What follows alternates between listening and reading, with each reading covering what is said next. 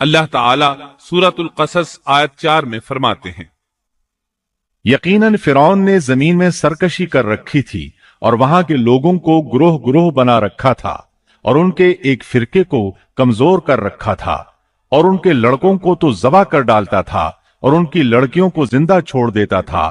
بلا شک و شبہ وہ تھا ہی فساد کرنے والوں میں سے۔ اس نے لوگوں کے گروہ اور جماعتیں بنا رکھی تھی۔ فرعون کے زمانے میں بنی اسرائیل سب سے حقیر اور کم درجہ قوم تھی۔ فرعون نے انہیں حد درجے ذلیل اور بے عزت بنا رکھا تھا۔ سبھی کو معاشرے میں نچلے طبقے میں شمار کیا جاتا تھا، جبکہ مصر میں یہی لوگ شاہانہ زندگی گزارا کرتے تھے۔ فرعون نے اعلان کرا رکھا تھا کہ بنی اسرائیل سب کے سب غلام ہیں۔ وہ ان سے زر خرید غلاموں کی طرح مزدوری لیا کرتا تھا۔ ان کی عورتوں سے لونڈیوں باندیوں جیسا برتاؤ کیا جاتا تھا۔ وہ جو چاہتا تھا ان سے کرتا تھا۔ اس نے یہ حکم اپنی رعایا میں عام دے رکھا تھا۔ مصر کے باشندے اعلیٰ درجے کے لوگ سمجھے جاتے تھے، وہ قبطی کہلاتے تھے۔ فرعون نے بنی اسرائیل کو غلام اور محکوم بنا رکھا تھا اور انہیں ہر طرح سے کمزور کر دیا تھا۔ اللہ تعالیٰ سورۃ القصص آیت 4 میں فرماتے ہیں، يستضعف طائفة منهم، اور اس نے ان میں سے ایک فرقے کو کمزور کر رکھا تھا۔ بنی اسرائیل اس ذلت سے نجات پانے کا انتظار کر رہے تھے، اور اس کی وجہ یہ تھی کہ انہیں ایک بشارت ملی ہوئی تھی۔ اس کے مطابق ان کا نظریہ تھا کہ فرعون کے گھر سے ایک بچہ نکلے گا جو انہیں نجات دلائے گا، اور یہ بھی بیان کیا جاتا ہے کہ یہ بشارت انہیں اس طرح ملی تھی کہ خود فرعون نے خواب دیکھا تھا کہ بیت المقدس سے آگ نکل کر مصر کی جانب بڑھتی چلی آ رہی ہے۔ وہ آگ مصر میں موجود تمام لوگوں کو جلائے ڈالتی ہے، مگر اس آگ سے بنی اسرائیل کے گھر محفوظ رہتے ہیں۔ فرعون نے اس خواب کی تعبیر کاہنوں سے پوچھی۔ وہ کاہن اس کے نزدیک عالم تھے۔ انہوں نے خواب کی تعبیر یہ بتائی کہ بنی اسرائیل میں ایک بچہ ایسا پیدا ہونے والا ہے جس کی وجہ سے مصریوں کی ہلاکت ہوگی۔ یہ تعبیر سن کر فرعون ڈر گیا۔ تب اس نے ایک خوفناک حکم جاری کیا، اقتلوا كل من يولد من بني اسرائيل، بنی اسرائیل میں جو بچہ پیدا ہو اسے قتل کر دیا جائے۔ اللہ کی قدرت دیکھیے کہ ہارون علیہ السلام اس سے پہلے پیدا ہو چکے تھے اور موسیٰ علیہ السلام کی والدہ امید سے تھی۔ فرعون نے اپنا حکم یوں جاری کیا تھا کہ اگر ان کے ہاں بیٹے پیدا ہوں تو انہیں قتل کر دو، بیٹیاں پیدا ہوں تو انہیں زندہ چھوڑ دیا جائے۔ چنانچہ ایسا ہی کیا جانے لگا۔ ہر نومولود بچے کو قتل کیا جانے لگا، بچیوں کو چھوڑ دیا جاتا۔ یہ تھا بچوں کو ذبح کرنے کا حکم جو بنی اسرائیل میں شروع ہوا۔ اس کا طریقہ انہوں نے یہ اختیار کیا کہ ہر حاملہ خاتون کی نگرانی شروع کر دی۔ دایا عورتوں کے ذمے یہ ڈیوٹی لگائی کہ حاملہ مستورات کی اطلاع دیں گی، اور جو دایا اطلاع نہ دیتی اسے بھی قتل کر دیا جاتا۔ اس طرح فرعون اور اس کے وزیروں کو ہر نومولود سے باخبر رکھا جاتا تھا۔ ان دنوں سیدنا موسیٰ علیہ السلام کی والدہ اپنے حمل کے ابتدائی دنوں میں تھی۔ انہوں نے اس بات کو چھپائے رکھا اور دایا کا کام کرنے والی عورتوں سے بھی خود کو چھپائے رکھا، یہاں تک کہ درد ذہ کا وقت آ پہنچا اور انہوں نے بچے کو جنم دیا۔ اس بارے میں سوائے قریبی لوگوں کے کوئی نہیں جانتا تھا۔ بچے کی پیدائش کے بعد وہ فکر مند رہنے لگی۔ حمل کے دنوں میں تو انہوں نے خود کو چھپا لیا تھا، اب بچے کو کیسے چھپائیں؟ پھر بھی اپنی پوری کوشش کرتی رہیں، یہاں تک کہ ان کے پاس اللہ کا حکم آ گیا۔ یہ حکم اللہ نے ان کے دل میں ڈالا تھا، یعنی القاء کیا گیا تھا۔ یہ وہ وحی نہیں تھی جو پیغمبروں پر آتی ہے۔ سورۃ القصص آیت 7 میں ہے، وَأَوْحَيْنَا إِلَىٰ أُمِّ مُوسَىٰ أَنْ أَرْضِعِيهِ فَإِذَا خِفْتِ عَلَيْهِ فَأَلْقِيهِ فِي الْيَمِّ وَلَا تَخَافِي وَلَا تَحْزَنِي إِنَّا رَادُّوهُ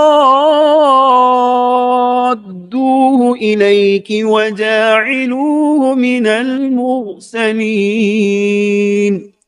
اور ہم نے موسیٰ کی ماں کو وحی کی کہ اسے دودھ پلاتی رہ، اور جب تجھے اس کی نسبت کوئی خوف معلوم ہو تو اسے دریا میں بہا دینا اور کوئی ڈر خوف یا رنج غم نہ کرنا، ہم یقیناً اسے تیری طرف لوٹانے والے ہیں اور اسے اپنے پیغمبروں میں بنانے والے ہیں۔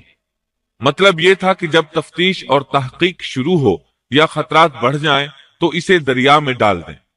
امام اسمعی رحمت اللہ علیہ نے ایک بچی کو چند اشعار گنگناتے سنا تو کہنے لگے ان اشعار میں کتنی فصاحت ہے۔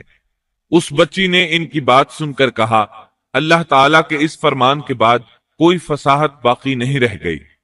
وَأَوْحَيْنَا إِلَىٰ أُمِّ مُوسَىٰ أَنْ أَرْضِعِيهِ فَإِذَا خِفْتِ عَلَيْهِ فَأَلْقِيهِ فِي الْيَمِّ وَلَا تَخَافِي وَلَا تَحْزَنِي إِنَّا رَادُّوهُ إِلَيْكِ وَجَاعِلُوهُ مِنَ الْمُرْسَلِينَ۔ اس آیت مبارکہ میں بیک وقت دو خبریں، دو احکام، دو حکم امتناعی اور دو بشارتیں ہیں، یعنی ہم نے موسیٰ کی ماں کو وحی کی کہ اسے دودھ پلاتی رہے۔ یہ دو خبریں ہیں، اور جب تجھے خوف محسوس ہو تو اسے دریا میں بہا دے، یہ دو حکم ہیں۔ کوئی خوف نہ کھا اور کوئی غم نہ کر، یہ دو امتناعی حکم ہیں۔ ہم یقیناً اسے تیری طرف لوٹانے والے ہیں اور اسے اپنے پیغمبروں میں سے ایک پیغمبر بنانے والے ہیں۔ یہ دو بشارتیں ہیں۔ اور پھر واقعی تلاش شروع ہو گئی، بنی اسرائیل پر سختی کی گئی۔ موسیٰ علیہ السلام کی ماں نے اللہ کے حکم کے مطابق بچے کو صندوق میں رکھا اور دریا میں چھوڑ دیا۔ ساتھ ہی موسیٰ علیہ السلام کی بہن سے کہا تو بھی اس کے پیچھے پیچھے چلتی جا۔ چنانچہ وہ دریائے نیل کی موجوں میں چلے اور ان کی بہن کنارے کنارے چلی، اپنے بھائی کی نگرانی کرتی جا رہی ہے کہ دریا میں ڈالنے کے بعد کیا بنتا ہے۔ اللہ تعالیٰ سورۃ القصص آیت 11 میں فرماتے ہیں وَقَالَتْ لِأُخْتِهِ قُصِّيهِ فَبَصُرَتْ بِهِ عَن جُنُبٍ وَهُمْ لَا يَشْعُرُونَ۔ موسیٰ کی والدہ نے ان کی بہن سے کہا تو اس کے پیچھے پیچھے جا، تو وہ اسے دور ہی دور سے دیکھتی رہی اور فرعونیوں کو اس کا علم بھی نہ ہوا۔ صندوق بہتا ہوا فرعون کے محلات کے قریب آن ٹھہرا۔ محلات دریائے نیل کے کنارے تھے۔ اللہ تعالیٰ سورۃ القصص میں فرماتے ہیں آخر فرعون کے آدمیوں نے صندوق اٹھا لیا، آخرکار یہی بچہ ان کا دشمن ہوا اور ان کے رنج کا باعث بنا۔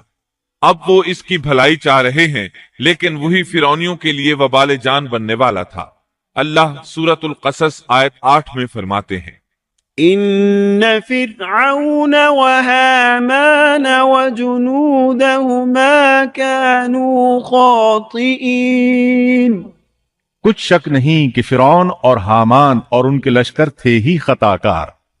فرعون کی بیوی نے فوراً پہچان لیا کہ یہ بچہ بنی اسرائیل میں سے ہے، چنانچہ اس نے کہا وقالت امرأة فرعون قرة عين لي ولك لا تقتلوه عسى أن ينفعنا أو نتخذه ولدا وهم لا يشعرون۔ اور فرعون کی بیوی نے کہا یہ تو میری اور تیری آنکھوں کی ٹھنڈک ہے، اسے قتل نہ کرو، بہت ممکن ہے یہ ہمیں کوئی فائدہ پہنچائے یا ہم اسے اپنا بیٹا ہی بنا لیں، اور یہ لوگ شعور ہی نہیں رکھتے تھے۔ مطلب یہ کہ اس پورے معاملے میں اللہ تعالیٰ کی تدبیر سے انہیں آگاہی نہیں تھی۔ اس پر فرعون نے کہا یہ صرف تیری آنکھوں کی ٹھنڈک ہے، میری نہیں۔ میں نہیں چاہتا بنی اسرائیل کا کوئی بچہ میری نگرانی میں پلے، لہٰذا یہ صرف تیری ہی آنکھوں کی ٹھنڈک ہے۔ ابن عباس رضی اللہ عنہما فرماتے ہیں اگر فرعون یہ بات کہہ دیتا کہ یہ میری بھی آنکھوں کی ٹھنڈک ہے تو اللہ تعالیٰ اسے ہدایت دے دیتا، لیکن اس نے یوں کہا یہ صرف تیری آنکھوں کی ٹھنڈک ہے، میری نہیں۔ اور پھر ہوا بھی یہی، موسیٰ علیہ السلام آسیہ کی آنکھوں کی ٹھنڈک بن گئے، فرعون کی آنکھوں کی ٹھنڈک نہ بنے۔ اللہ تعالیٰ سورۃ القصص آیت 10 میں فرماتے ہیں وَأَصْبَحَ فُؤَادُ أُمِّ مُوسَى فَارِغًا اور موسیٰ کی والدہ کا دل بے قرار ہو گیا، یعنی اس کا دل موسیٰ علیہ السلام کی یاد کے علاوہ دنیا کی ہر چیز سے خالی ہو گیا۔ ماں کی محبت اور ماں کے دل کا حال ذرا دیکھیے، مصیبت میں اس پر کیا گزرتی ہے۔ وہ مہربانی جو ماں کے دل میں ہوتی ہے، وہ محبت جو صرف اسی دل کا خاصہ ہے، ہم مردوں کی جماعت اس کیفیت کو نہیں جانتی جو مصیبت کے وقت ماں کے دل پر گزرتی ہے۔ چنانچہ اللہ تعالیٰ فرما رہے ہیں اور موسیٰ کی والدہ کا دل بے قرار ہو گیا، یعنی موسیٰ علیہ السلام کی محبت کے سوا اس دل میں اور کچھ نہ رہا۔ ہر وہ چیز جو اسے دنیا میں پیاری تھی موسیٰ کی محبت پر غالب نہ آ سکی، بس دل میں موسیٰ ہی موسیٰ تھے۔ اللہ تعالیٰ سورۃ القصص آیت 10 میں فرماتے ہیں، إن كادت لتبدي به لولا أن ربطنا على قلبها لتكون من المؤمنين۔ قریب تھیں کہ اس واقعے کو بالکل ظاہر کر دیتی اگر ہم ان کے دل کو ڈھارس نہ دے دیتے، یہ اس لیے کہ وہ یقین کرنے والوں میں رہے۔ اب دیکھیے اللہ تعالیٰ کے کام، ان کے نور چشم کو کس طرح ان کی طرف واپس لوٹایا۔ بچہ جب محل میں پہنچا تو اس نے دودھ کے لیے رونا شروع کر دیا۔ اس کے پاس دودھ پلانے والیاں لائی گئیں، لیکن بچے نے کسی عورت کا دودھ نہ پیا۔ آخر وہ بچے کو اٹھا کر باہر لائے۔ اللہ آیت 12 میں فرماتے ہیں، وحرمنا عليه المراضع من قبل۔ اور ان کے پہنچنے سے پہلے ہم نے موسیٰ پر دائیوں کا دودھ حرام کر دیا تھا۔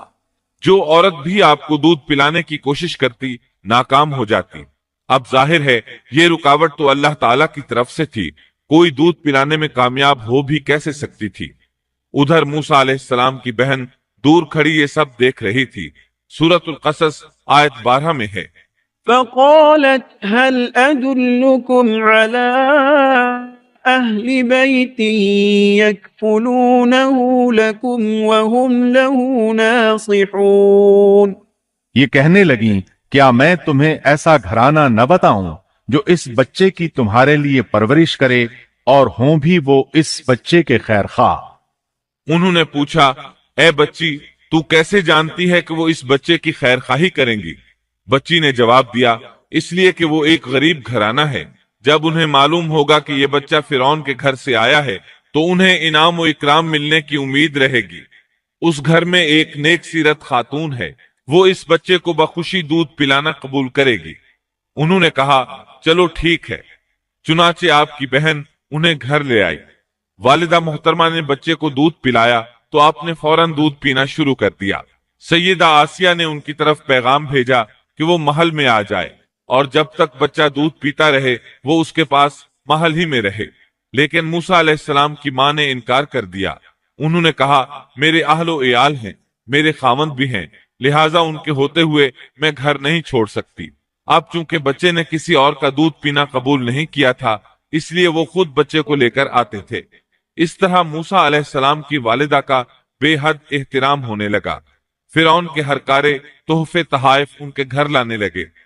اللہ تعالیٰ آیت 13 میں فرماتے ہیں، فرددناه إلى أمه كي تقر عينها ولا تحزن ولتعلم أن وعد الله حق ولكن أكثرهم لا يعلمون۔